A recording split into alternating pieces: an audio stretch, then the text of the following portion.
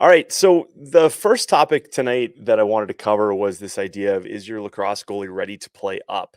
So, when people hear this topic, they think that I'm referring to like young kids. And this can actually apply to, like, let's say your goalie's like a freshman or sophomore in college and they're playing behind, another established goalie, where the goalies, played, maybe that goalie started freshman sophomore year and now they're starting as a junior and your goalie's coming in as a freshman. And they're expecting to wait a little bit, but then they get an opportunity to play up, and actually start or fill in for that goalie. Maybe they're not having a good go. And this is kind of interesting because, just for some quick perspective, at the college level, there are coaches who they believe in their goalie, they're set on their goalie, and they're going to stick with their goalie even if their goalie has a bad day. There are other coaches though who are like fast on the hook. And I was talking to one of my lacrosse goal university goalies down this last week, and he's a really keen goalie, really, just good, just really good development. We've been working together for about 2.5 years now. They have had so his club lacrosse experience is great. His high school coach is not the best, and what's really interesting is their team is really talented. Like, their team has good athletes, but their offense can't score. And so every goal that goes into the cage, what's the last thing that you think the coach is thinking about? Well, it's the goalie who didn't make the save. And so that coach now is almost like looking at him like he's the problem. And it couldn't be further from the truth. Like, I saw a video of them playing offense and I'm like, wait a second, this coach has very little idea on how to actually get his offense to work really well with the skills that they have. And it's unfortunate because there's some good kids out there. But the idea is that this goalie, in this particular case, is at a school where they don't really have a lot of other goalies. And so he is hardworking, he's conscientious, he's diligent, and he's improving. And he can sling the ball on an outlet pass, he can run, he's got wheels. And so, yeah, but the coach still looks at him like, okay, wait a second, you're the problem. So if we scale that down a little bit, right? So you got coaches who are quick to stay with their goalie, and you got other coaches who are quick to pull him. But when you get down, like, kind of, JV, junior high, club ball, whatever, if your goalie is decent, they're going to have opportunities to play.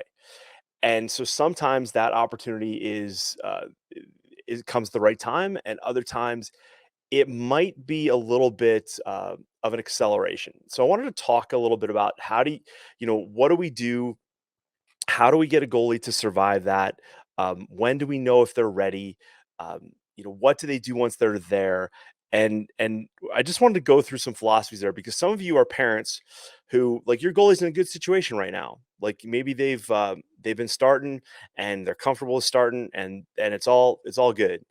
Uh, well, this maybe this summer they get a chance to play with a team that's a step up for them, but or the other thing to just kind of consider is like if you're hearing me talk about this, is like, if you're worried about your goalie getting pulled and replaced by a younger goalie, this might apply a little bit as well. So that's not my intent tonight, but we may get to that. So just hear me out.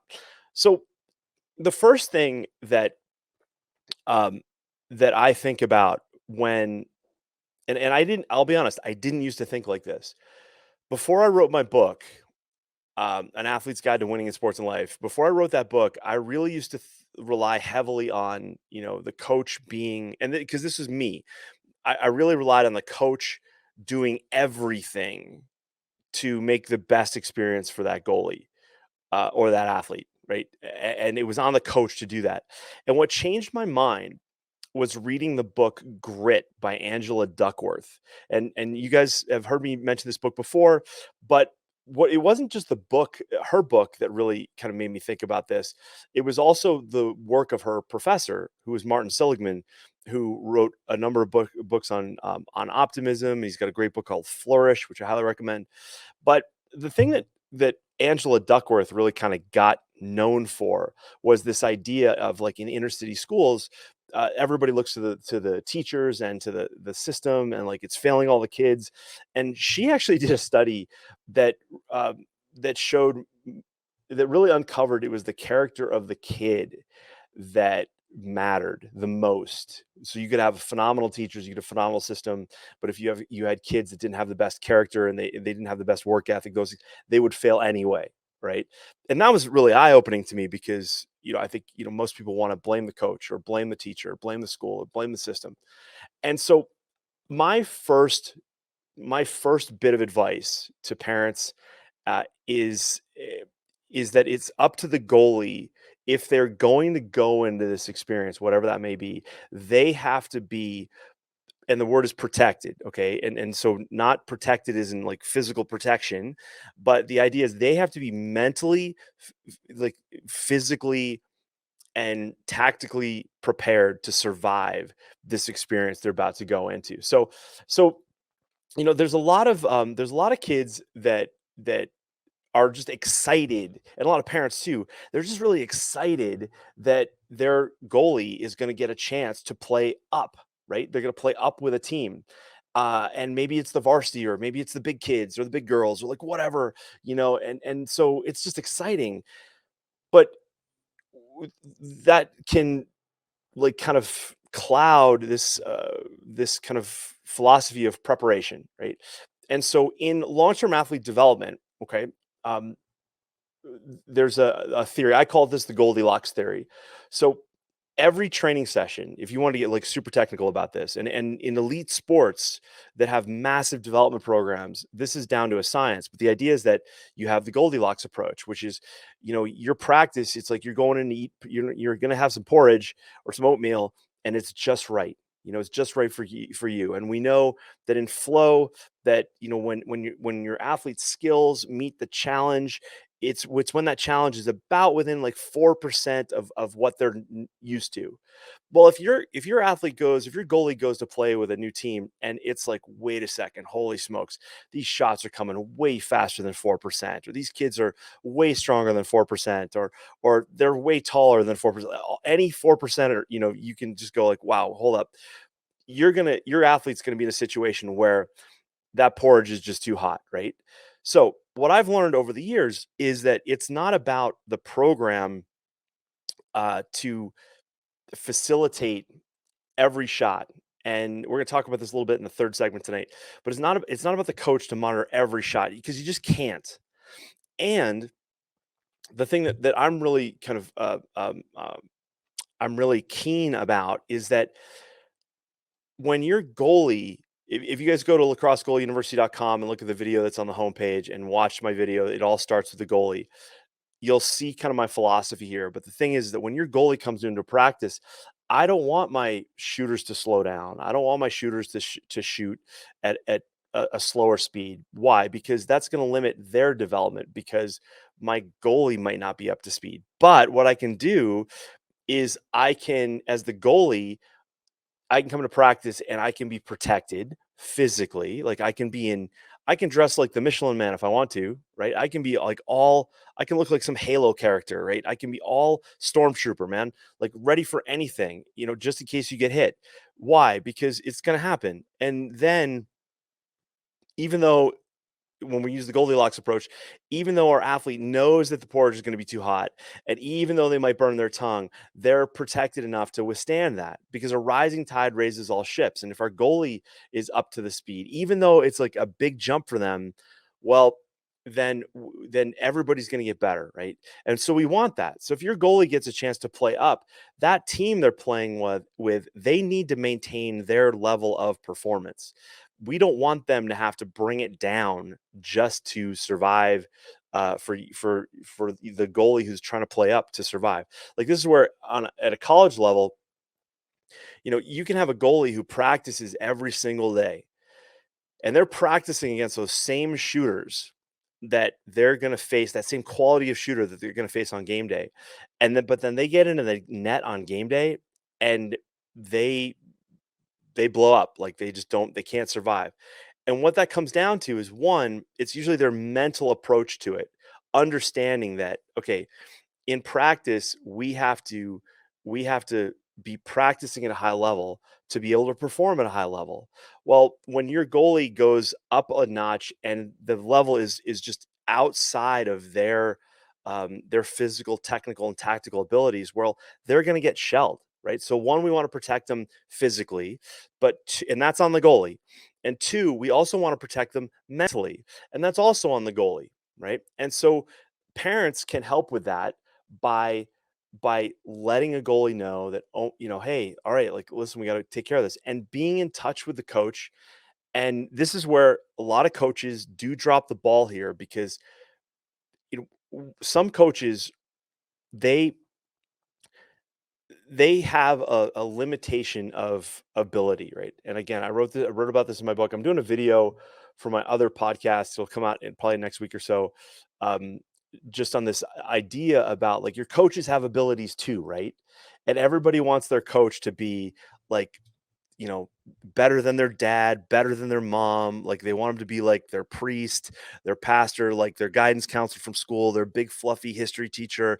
They want them to be like everything. But really, you, as a coach, when you're dealing with like 20 kids or more, you've got a limited set of RAM to deal with everybody. So that's where I leave it up to the parents and the goalie to go, all right, we're going to get you ready to survive this, right? So coach may not be able to think about you, but we got to make sure that you're protected physically, so that if one of those kids takes a rogue shot and hits you off the inside of your thigh, that you're not stung, you're not burned. Okay, because we're dealing with porridge that is probably going to be too hot, and we don't want to, when you like eat, hot stuff, or like hot pizza, and you burn the roof of your mouth and then it scales off and you feel like a lizard, right? We don't want that to your goalie, because the worst thing that can happen is that your goalie plays up, and now they are scarred.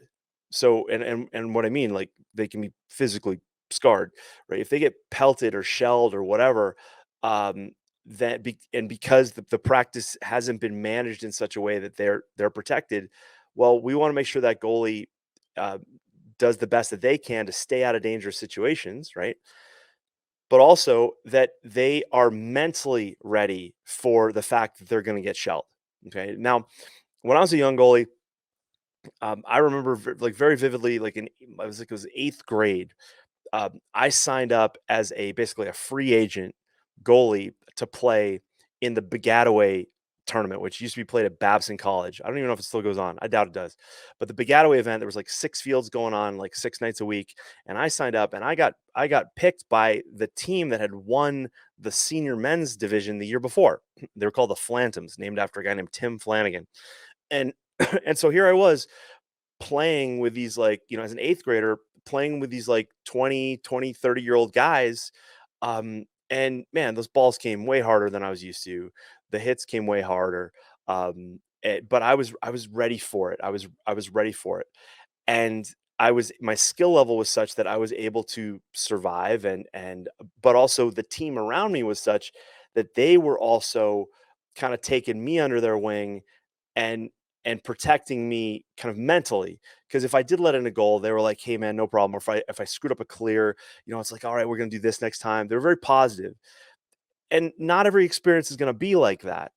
So you have to understand, as the parent, if you're listening to me now, or the goalie, if you're hearing me out, the idea is like, okay, sometimes you're in a situation where, okay, the phone call you get is from like the high school coach, and they need a goalie next week because their goalie's on vacation, and you're like, oh geez, I'm going to play for this coach at some point. I don't want to let them down. It takes a lot of balls, takes a lot of lady balls to say, hey, I'm not ready. I don't feel like I'm ready for that. That takes some real um, strength, mental strength, emotional strength. It takes some real, like, trust in your long-term athlete development to tell a coach that calls you up and says, "Hey, we need you for Saturday. We're playing like the best team in the league, and we've got a chance to win the tournament. We need you to play." It's really hard to say no. There's all sorts of pressure and inertia to that. So in those situations, if it's a game situation, there's an opportunity for the parent involved to talk to the coach, and then to have a kind of basically a triumvirate with the goalie, and go, what are our expectations for this? Right? What's going to happen? Like, what do we think is going to happen to the goalie? Like, how good is your team? Are they going to get shelled? Are they going to peppered? Do you have a chance to win? Does the goalie need to make a couple saves, or do they need to save everything? Like, what's it going to be? Right? understanding what those expectations are going to be in a game situation is really important. Now, if it's a practice, okay, if it's a practice, this is where things can kind of hit the fan, right? Because this is where a coach, especially if they're a solo coach, or maybe they have like one assistant, uh, or a handful of assistants, but they're just kind of disorganized. That's an opportunity where your goalie can get stuck in a drill or a scrimmage and get peppered. And so a couple years ago, I worked with a goalie. They came to me after a situation happened where their goalie got called up where they live. Um, so they're in the Midwest, and the high school team. The high school program is quite good, and the high school program, they have a really great summer program, so like a club team that gets together.